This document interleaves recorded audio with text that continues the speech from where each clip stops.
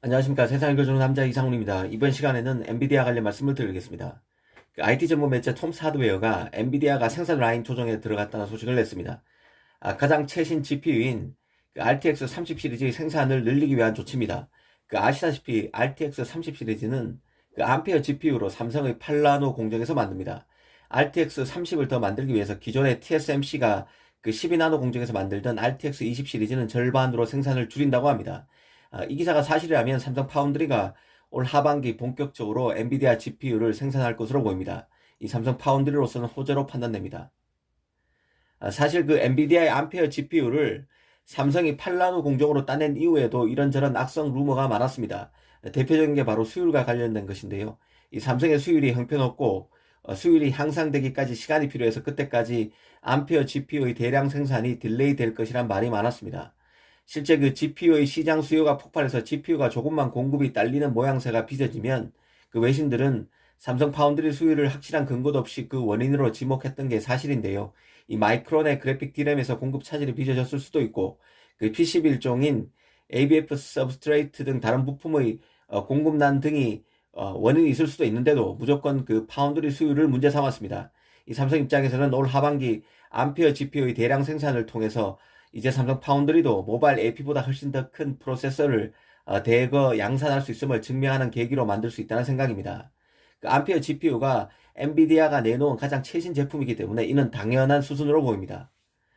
이번에는 DDR4 메모리가 DDR5로 급격히 바뀔 것이란 소식입니다.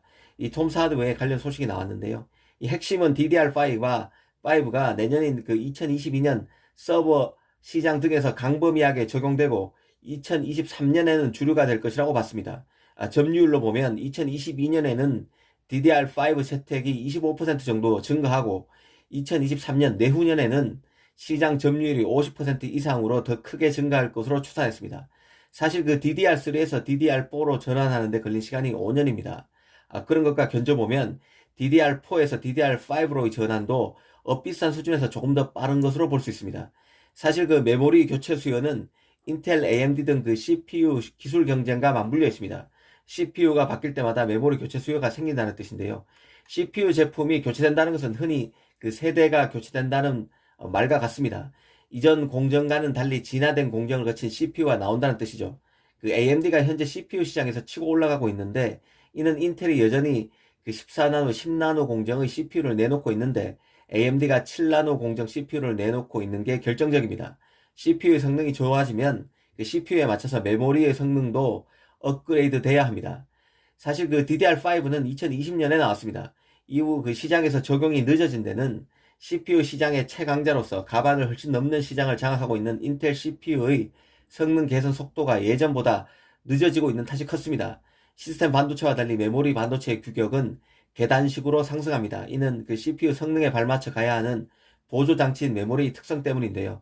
예를 들어 CPU가 DDR4까지 지원한다고 가정하겠습니다. 그런데 이제 DDR5까지 지원되는 새 CPU가 나오면 메모리를 기존 DDR4에서 DDR5로 갈아야 합니다.